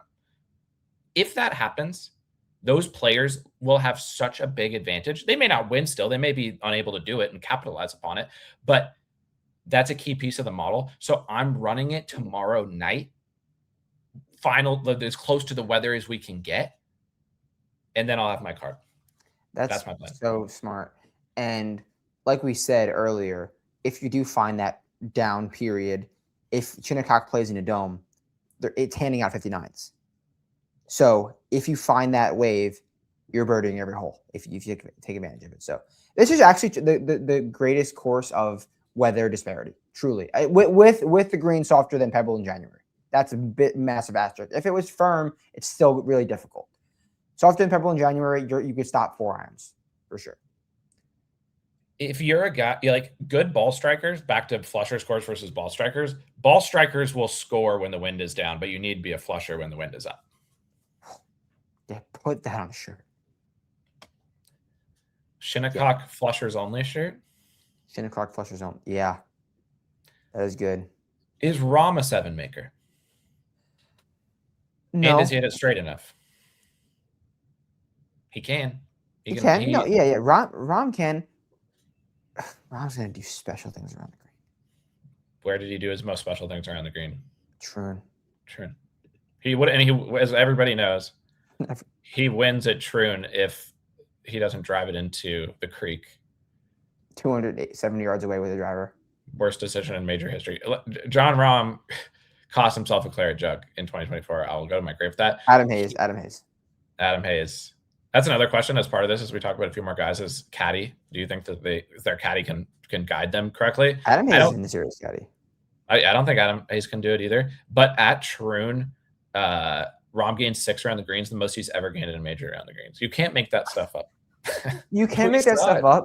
Because if you're a loyal listener, I think we had like a 25-minute bit about what Rahm was doing around the greens in a practice round. I bet him solely because of it. It was too. It lived inside of me too much for me not to. It just had us in a chokehold of just watching Jon Rahm put on a display of chipping on like the par 5, like a 10th hole or something. I don't even know what hole it was. It was a par 5 along the ocean, and it was just so special. It was stuff I've never seen before, and he almost won. And and that being the best around the green week of his career is just like, you can't write this stuff. You can't. Of these 4 golfers, who is the least of a 7 maker, and who is the least of a straight hitter, and then who is the most of a 7 maker and the most of a straight hitter? Between Xander, CY, Tommy, Matt Fitz, and Ludwig. That is a great group. Tommy is the straightest for sure, but not far behind. I love what Matt Fitz does in the trajectory department.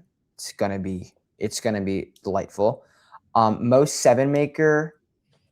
You said Xander, Tommy, Ludwig, Matt Fitz. Anyone else? CY. CY. CY can make a 7. CY or Ludwig? Ludwig will That's a make. good question. Ludwig will make Not a lot of those guys aren't massive 7 makers. Ludwig will make more 6s. He's not a 7 maker, but he's a heavy 6 maker. Yeah, everyone knows which is that. still a problem. Which is still you can be a 5 maker. You can be a 5 maker all day long, but a 6 maker is in trouble, and a 7 maker, no chance unless it's Rory. I think CY is the most 7 maker, but I don't think any of these guys will be making mini 7s this week. I'll be honest. I kind of like that's a good group that you named. That's a good group you named.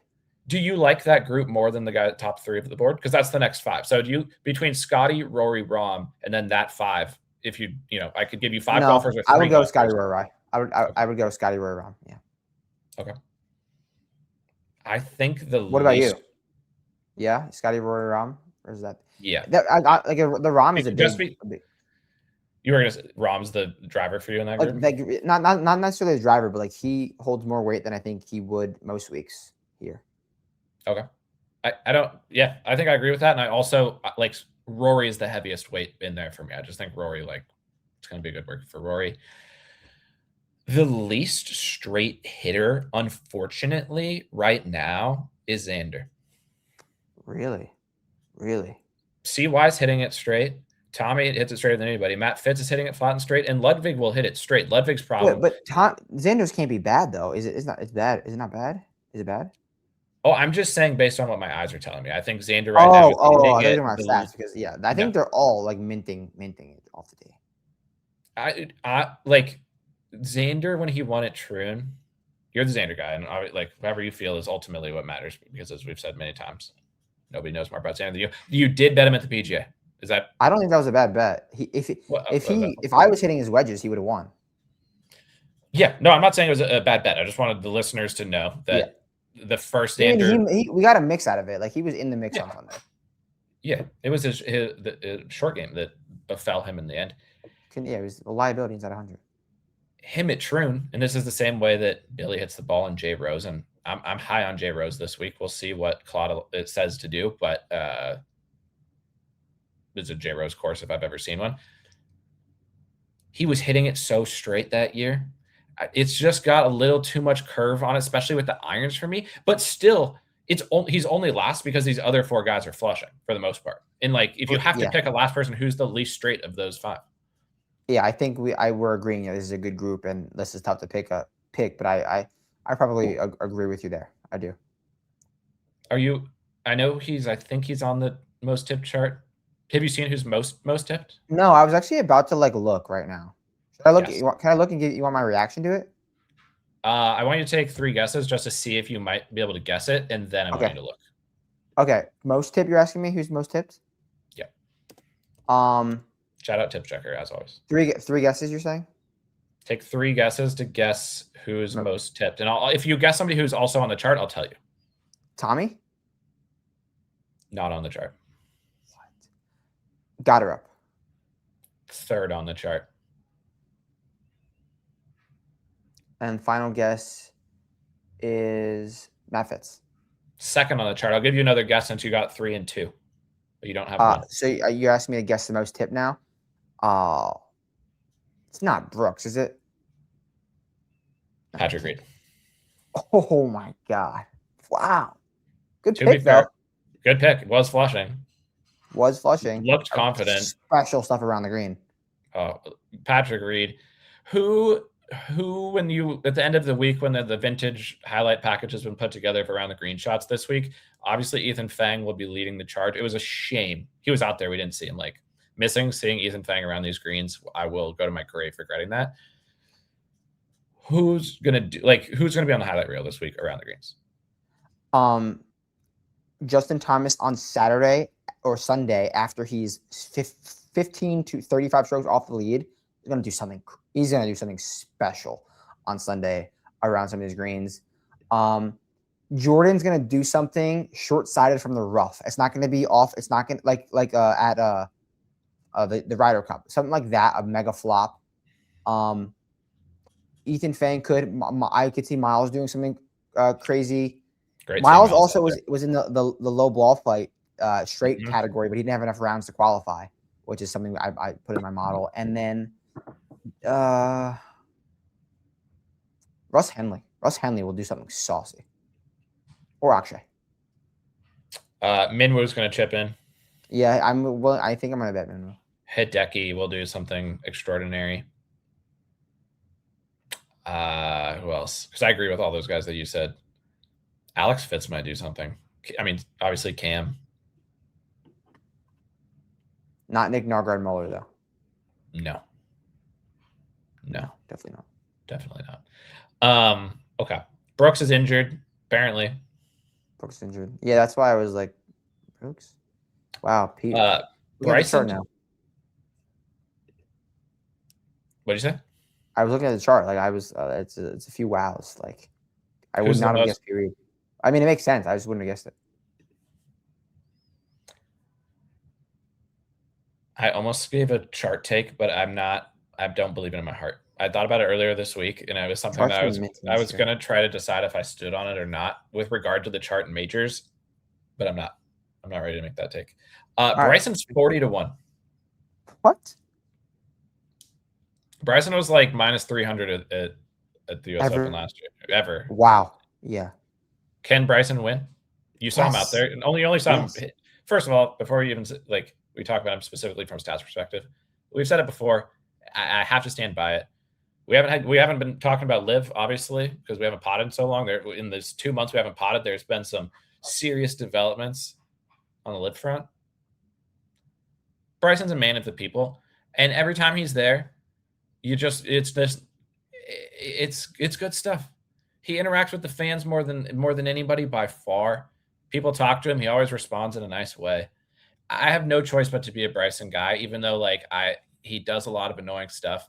I'm planting my flag forever in being in on Bryson. You've always been in on Bryson, but I decided it yesterday that officially I'm like for life. Yeah, that was just he was talking to people, just joking with them like he always does. And I just think people have forgotten about Bryson. I felt the same way about Rahm at the Mink, and I'm still in the distance category, not the end of not the biggest stat in the world, but I think distance is gonna work here. And Bryson around the green, I know everyone's like, oh, Bryson around the green, but with these soft conditions, he will be fine. He will be fine around the green unless he's missing iron shots. I kind of worry about the calculations. That's kind of what worries me. You can't be a massive math guy here. I don't think this is a golf course for the math. I think this is a golf course for feeling like being a Europesman, being a winsman. So that's what worries me. But I think 40-1, you're doing a lot worse than that's a great number. The question for me would be 40-1 stands out as a great number for sure. But then I think about Bryson playing in the wind, the most important thing that we've talked about at this course. And Bryson at the Open isn't exactly been great by because he's a mathsman. Measure. You can't be a mathsman in these conditions. And we saw him hit a few shots and looked solid enough. And nobody's going to try harder than Bryson. And he's got a dog, and he's the U.S. Open man, so he could just show up at the U.S. Open and play great. I don't think I could bet Bryson at any number, honestly, purely because of the wind. And if Bryson wins in the wind, then no one will be more tipping their cap to Bryson than me, but that's where it's tough for me. Fair. I think that's very fair. Very, very fair. Colin wasn't hitting the YP fade. That was nice. Yeah, and this is I guess a kind of a boot to note. Colin has been really up and down for me this year in terms of just pure ball speed, pure swing speed, because we've obviously been dealing with a back injury, and it was nice to see Colin in some hitting it normally, I guess, just swinging normally. Do I think it's going to lead to anything? Not necessarily. I'm just saying Colin looks uninjured and healthy. Who's more likely to win, Colin or Spawn repeat champion. Spawn repeat champ. I kind of agree. Goddard's on the chart. Does that upset you? You picked him here, I believe, as this he could win the U.S. Open, home game, Rutgers, Jersey Shore. Won't be on your card because he's on the chart, I would assume. But was that frustrating when you saw him on the chart? Jersey's nodding his head, yes. We'll leave it at that. Windy C is playing some nice golf, I must say. Too much curve, though, I think, for here. There was no wind at LACC. Way too much curve. Like, these are wide driving corridors, but it's no LACC. It's no LACC. Not even close. Two guys that are in consideration for me, because it's what we've talked about dying on hills. You know I'm not. I try to die on hills. It's tough for me. I'm going to try to blindly follow Claude, but I'm going to try to maybe give it some hints of some guys that I kind of want to have on the card. Guys that you like. Yeah. This is going to be. Just read it. Insert it like every pod we've ever done. Patrick Cantlay at 50-1. Patrick Cantlay at 50-1, Jers. He's playing good again. The thing is, he can accidentally win. He can shoot 471s. Who's more comfortable in the Hamptons than Patrick Cantlay? Rory's close, but not many people. No one. No one. Yeah, I would agree that it's like 1A and 1B between Rory and Cantlay, but Cantlay feels more comfortable. You talked about his qualms. Like, he could potentially have more stuff to do off the golf course, which he does, than focus. But also, that could be good for him because could make him accidentally win. 471s, maybe even like a 70-72 plus 4. That could win if they do lose it, or just like 169 and 3 sets, something like that. Like, I can see Patrick Cantlay. And the later of a tea time he gets, the more time he can do like breakfasts and like lunches with business people. He's doing special stuff around the greens. And I don't know if you've heard before, Jers, but Patrick Cantlay likes POA, West Coastman. Who plays good golf in the Northeast? I was just going to say, like, we're in the Northeast, but we're on POA. So, like, if you're betting Patrick Cantlay top 10 this week and next week, you could retire. If you can gain 8.4 on the greens at Pine, you can gain 8.4 on the greens at Shinny. Patrick Cantlay has gained over 5 strokes putting, and as much as 8 in 3 of the last 4 U.S. Opens. That's pretty good. Patrick knows how to putt these greens, because Patrick's not going to putt one like 40 feet by. He's just going to keep tapping it up to the hole. He might 3-putt, but it's because he's going to hit it halfway to the hole each time. He's not going to easily. No, I agree. It's Patrick Cantlay in a major, which is, let me count how many majors. Very minus EV. Very minus. How many majors? I'm asking Claude. I can't type. Patrick Cantlay has played a lot of majors. Many majors has Patrick has very little mixing played. Is Claude going to know this? I'm asking ChatGPT. It doesn't see 36 majors. That makes sense. Not as many as I thought. But that's a lot. That's enough. It's a good chunk. But like, he missed the cut last year at Oak, but that's different. We talked about this when we were there. Like, how you played at Oakmont last year, largely meaningless for how you'll play here, other than if you showed dog and tactical awareness. But like, if you played bad at Oak, you show up here, you're like, this is way different than Oak. I can play good here. Yeah, no correlation. Like 50-1 Pat. Pat used to be 20-1 every time. He used to be 18, but he's been 50-1 majors a lot recently. 50-1 and like players too around the same number. What's the closest he's come to winning in the last like decade? Players too. Not this year. The year before that, he was, I think, one off the lead on 6th and made double on Sunday. Is Patrick Cantlay a 7 maker? Yes. Yes. Does Patrick Cantlay hit it straight enough? Yes, but I worry about the 7 making more than the straightness. Yeah. And then the other guy is a guy that you mentioned who will do unprecedented and historic things around the greens. He just gained 7 around the greens last 2 weeks ago at the Memorial Tournament. Shout out Posty. Was that one of the craziest wins ever? How many guesses would you have needed to guess that Posty was going to win Memorial? I gave him a report that I think this golf course is a little too big for him. I think he's going to be. I did. I did. You negative reported Posty, and he picked up. Yeah, 50 of them? I don't regret saying that. No, that's fair. Yeah. So. Speaking of it, before we forget, Ship It Nation. That's where you're going to have all these reports, the player reports. Use code Vincerics. How are things going over at Ship It? Give the people the Ship It spiel. I've been checking out the site. Obviously, not every week. I haven't been betting on every tournament. I haven't been involved in every tournament. But when I need some info, I've been getting over to Ship It. And what can the people expect over there this week? Yeah, like content beyond imagination. They are actually running like beta updates on the site, like damn near every 3 weeks. So a new update came out on the slate plan. So you're gonna be getting more information now, more statistical analysis with the graphs, which is the stone. It's just so much stuff. And then obviously my content, my boots reports, activity in Discord. Just there's so many smart people over there, way smarter than I am. So I definitely suggest using Ship It Nation. Use that code Vincerics, and yeah, it's been going well so far. So get over there if you can. Beautiful. To National Open, Bob Mack. 80-1. You can never go wrong with Bob Mack at National Open. No.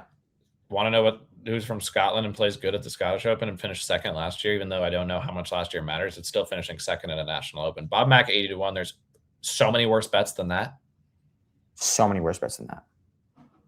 Yeah. And he had a decent week last week at a National Open. Jocko, everybody's asking me about Jocko, and rightfully so, because I tweeted once I saw the conditions, the greatest shot we've ever seen, which was not, we didn't see anybody repeat a shot anywhere near the quality of this shot, was Jocko at Troon with the wind. And so once I saw the conditions, I saw the Troon comparison, I said, I need to see Jocko. We saw him striping, but I pointed out an issue that I have with Jocko that I didn't realize was an issue for me before. He's out there hitting the just sickest shots you could ever imagine, pure feel shots, seemingly. And he's got the TrackMan. Easy, yeah. And he's checking his numbers. Neiman can hit like the sickest feel shot you've ever seen, and he's looking at the numbers, and I don't understand it. What does it mean? He's obviously trying to relate a number to a feel based on the win, but you're not going to get that shot often, I don't think, unless I don't know. I don't think you could be an analytical guy this week. Like I said with Bryson, I really don't think. Like Rory's not doing that. Oh yeah, no, he's definitely not doing that. And with Jocko specifically, it's like he's an artiste putting himself in like inside the lines. He's painting connect the dots when he should be painting masterpieces. Cam Tringali would never. Never. Tringali first round leader this week. Tringali first round leader, even though he's not in the field. I would definitely be into that. Definitely. I need to say something before we finish, before I forget. Just Bob Mack blindly betting him in U.S. Open. So let me just give you the rundown. Scottish Open, win. Canadian Open, win. Italian Open, win. Then we get to some other good results. Texas is basically a country, runner-up. U.S. Open, runner-up. Scottish Open, runner-up. European Cup, oh, that's a team event. Danish Golf Championship, runner-up. British Masters, runner-up.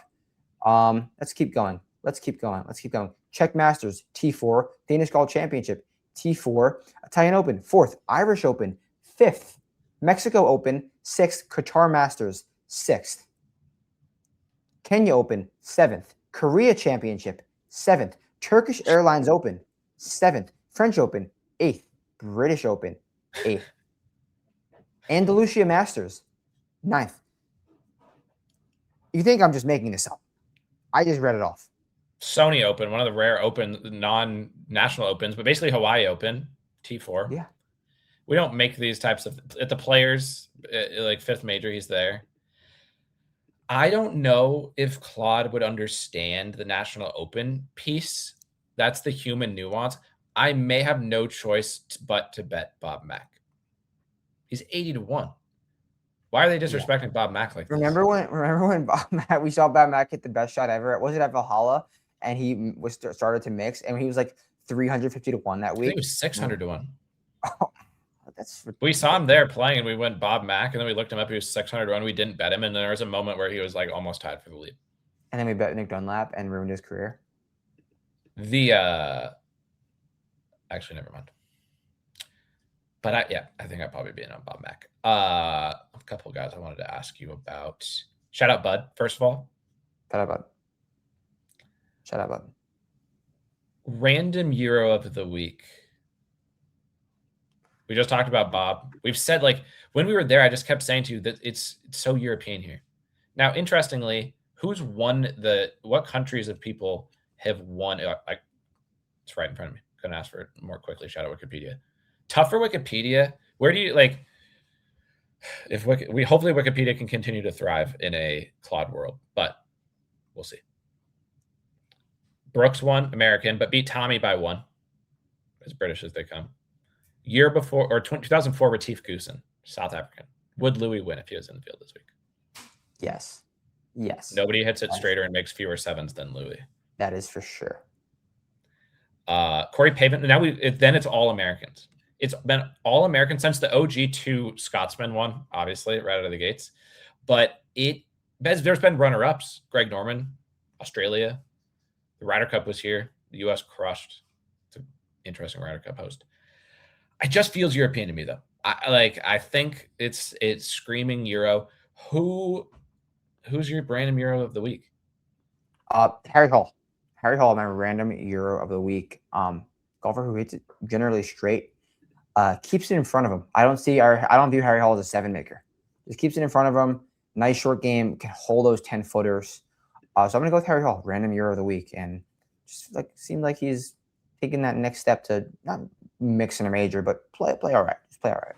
If he gets the worst, if they tee it up in literally the worst conditions every day, like they sign up and say, "Give me the worst wind every day," Lucas Herbert. Right. Yes. Obviously. There's some good options. I have to tell people I saw Matty Schmid. TK Kim. Oh. TK Kim. Who special, honestly. But Matty Schmid, I saw from a distance, and I told you, wow, that's a nice swing. And then he hit it the best shot on 7 of anyone that we saw. And then I saw it was Matty Schmid, and I apologized. I truly felt bad. And it was just I haven't boots recently. Yeah, just wiping the rust off. It's all right. Billy could mix random Euro of the week potential. Random Euro of the week. Sure. Billy's gonna feel right at home. My random Euro of the week official pick, Marcelo Rosa. Some pop in that driver. I like what I saw from Rosa. And yes, I know he's Venezuelan, I believe. Still counts. Playing with Nations. Nation's gonna have clean looks, but if we get Nations at 2, what the thing Nations would do in the 2-hour window would be special. They'd make a documentary about that. If Lucas Herbert gets the worst window and Nations gets the best window, I'm exacta picking them 1-2 and retiring. Guaranteed victory. Ask Claude, if these two, where's the worst window, and do these two so happen to be in the worst and best window? Exactly 1-2. You could put $1 on that, and you could retire. It was tough that we didn't see Pollicini. Yeah, I know. You need to see Mateo. I definitely wanted to give him some love. I've been definitely feeling more free to give my guys some love while I'm on the golf course now. And Mateo, I would have just given him some love for sure. You had a good shout out from a distance, fresh off of career performance from Jackson Suber. Suber, yeah, definitely. So it's up to a guy like Suber just walking with the wedge, getting used to the conditions. Did you get a feel for any spicy amateurs while we were out there? It was tough to see him. There was one guy, he was playing with Waco, and his name, he had like a double last name. He was Spanish. But I know he's a pro. Are you talking about Rocco Paulo? Rocco Repetto Taylor. He's a pro? Apparently. What do you think wow. How did this guy get in the tournament? His best finish?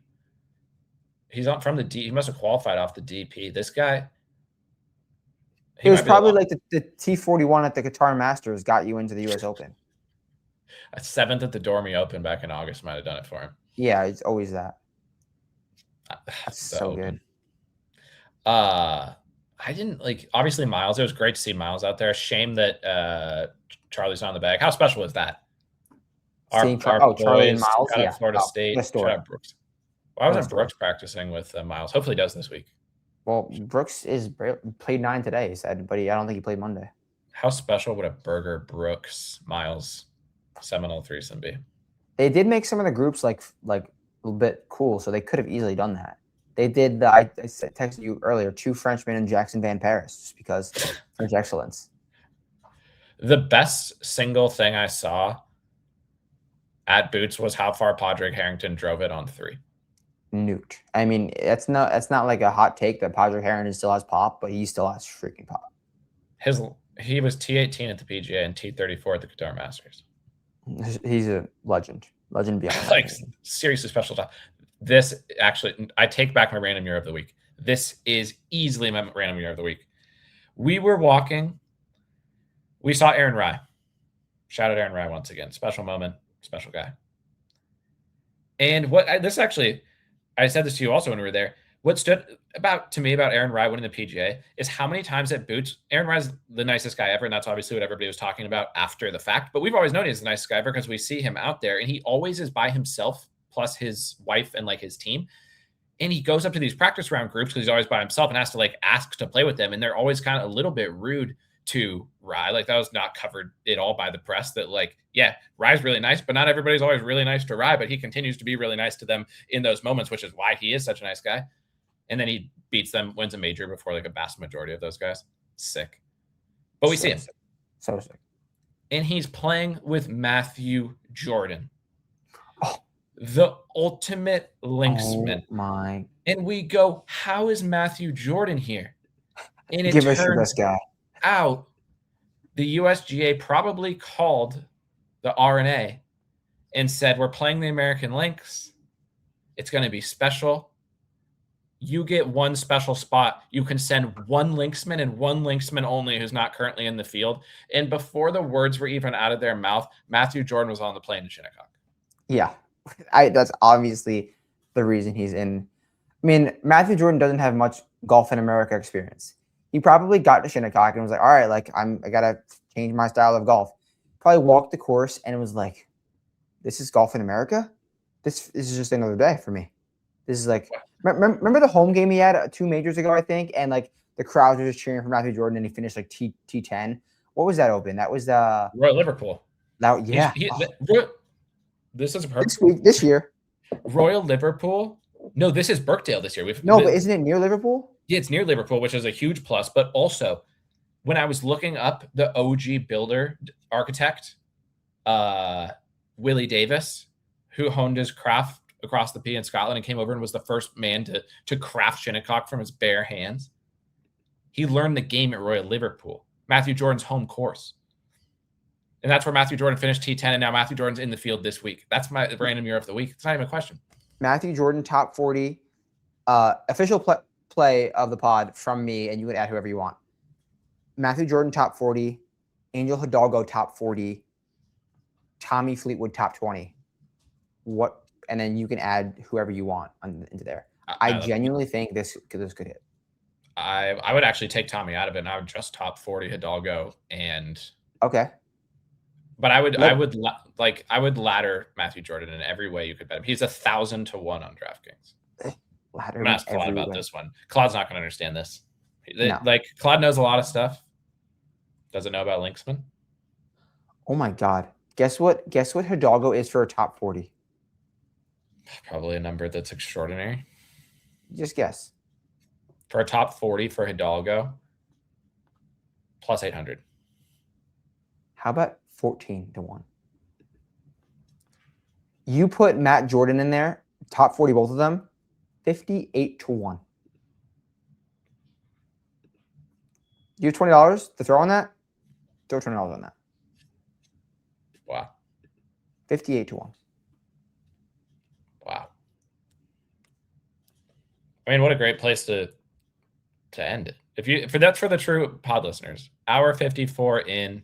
Shout out the listeners. Shout out the OG fans of Insects who have supported Boots forever. I was glad we got to do a Boots for the people. Yeah.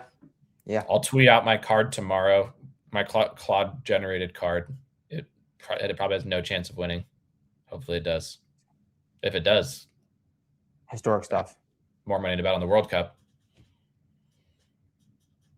Would you add England to the parlay of Matthew Jordan? Ooh, what about just Matthew Jordan, Tommy in England? Matthew Jordan, top 40. Tommy to what? Win? Tommy to win? Tommy to win. Yeah, this is official England. Tommy to win, and then England to we're win gonna the World go Cup. to World Cup. Soccer. Okay, soccer World Cup 2026. Do we have futures? Okay, futures. England is still 7-1. Matthew Jordan top 40. Tommy outright England to win. $10 will win you 7,614. It's 760 to 1. I will be putting. So how much if I put $50 on that? What does it pay? $50 on that. 38 racks. I am 100% in. That's the official. I don't know if I'll even tweet out a card because this is my official card now. Tommy to win the straightest ball. Tommy's not a 7 maker. No. He's a 5 maker a lot, but that's fine. Matthew Jordan, top 40. They sent over their honorary linksman, playing it basically his home course. 2 top 10s in the Open in those last 3 Opens. He missed the cut at Oakmont, actually, but I couldn't think of a worse course for Matthew Jordan than Oakmont. No. If you want to know the difference between Oakmont and Shinnecock, there's never been a better course for any golfer than Shinnecock and Matthew Jordan. There's never been a worse course than Oakmont. Yeah, that is sick.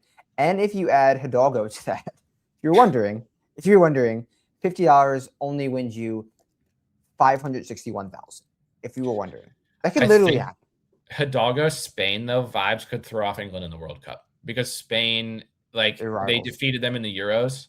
I would worry about too much Spain England overlap. Cross pollination, You could also riddle me this on national parlays. Okay. Rom to win, Hidalgo to top 40, and Spain to win the World Cup. We gotta throw these in. All right, let's do this. Hidalgo top 40, Spain to win, and Rom to win it. It's gonna be, let's see, I got Hidalgo in Spain. Now I need to put Rom to win. We got $10 wins 12K, 12.5K. $50 wins 61K. Okay. I think we should do 2 of those each, like the Spain one and the England one. Those are extraordinarily special bets. Yeah, I'm trying to see. The thing is, there's so many combinations that you could do. No, we should do the combos. Yeah, you could a winner, a positional, and a winner for the World Cup. I'm trying to find is Ireland in the World Cup? Can they reach the top 40? They didn't make it. The round of 16. No. Scotland's in. You have a Bob Mack Scotland combination. Bob Mack. What is Bob Mack plus Scotland to make the quarterfinals? Because making the quarterfinals for Scotland would be, and Bob Mack's already 80 to 1. Okay. Bob Mack, and then we got soccer World Cup 2026 futures. Let's go to stage of elimination. Yep, quarterfinals. Okay, then we're looking for Scotland. Yep. Scotland quarterfinals. That is $10 wins you 8,500. $50 wins you 42K. It is 851 to 1. Bob Mack and Scotland make the quarters. Yes. Wow. You could have Hideki Japan bets. Anything's possible here. And you could have Sweden bets. Lude plus some Sweden bets. Dude, let's do a Viking one because Holland can make them to the group stage. Sweden and Norway to lose in the quarterfinals plus Ludwig to win. And let's pick a long shot Viking to finish in the top 40. For some reason, there's Norway is not, maybe because are they playing right now? They're playing right now. That's why they're currently playing. So we can't do that. But hypothetically, we can do Sweden and Norway to make the quarterfinals plus Ludwig to win. And then Vic Nikolai. To top 40. Vic, Nikolai, pick your poison, get him in the parlay. Yeah, I might just make my whole card a fun ones like this, genuinely. If you want infinity to odds that will not win, South Africa parlay. Jaden Shaper to win, and South Africa to win the World Cup. South Yeah. Africa to win a game at the World Cup, and Jaden Shaper to win. To make one birdie. Which South Africa reminds me, and the DP reminds me of Riss. I was texting him. I'll finish with this. Shout out Riss. During the U.S. Women's Open, Nelly winning the U.S. Open. Did you have any women's golf takes to finish on? That was no, special. I did not. I mean, I saw the putt that she made. I saw that nice finish. Nelly's got the dog back. It's looking cool. Is it potentially a year of the dog with Rory winning at the Masters, Nelly getting her U.S. Open, and now we get another high dog winner, Scotty Rory? It could be year of the dog. It definitely could be. Jared, it's been wonderful. We gave the people 2 hours. Who knows when we'll pod again, honestly. 2 hours. If they lose the course, we'll pod again because we're going to go. Oh, yeah. We'll do an emergency pod. If they lose the course, we're going to go and we'll pod about it. We hope that they do. They probably won't. Shout out to listeners. Shout out Chip It Nation. Shout out Vince Eriks. Shout out to you, Jers. And talk to you later.